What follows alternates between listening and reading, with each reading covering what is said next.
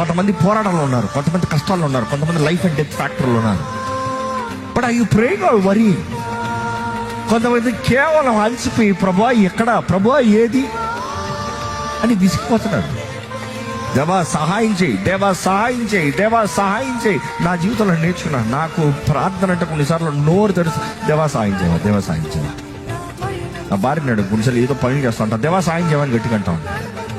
తన పిలిచారా అని అడుగుతుంది. కాదు దేవా సాయం చేయమని అడుగుతున్నా. బికాజ్ నాకు దేవుడు మాత్రమే సాయం చేయగలుగుతాడు. ఈ సమయంలో దేవుడు సాయం చేయాలి. దేవా సాయం చేయవా.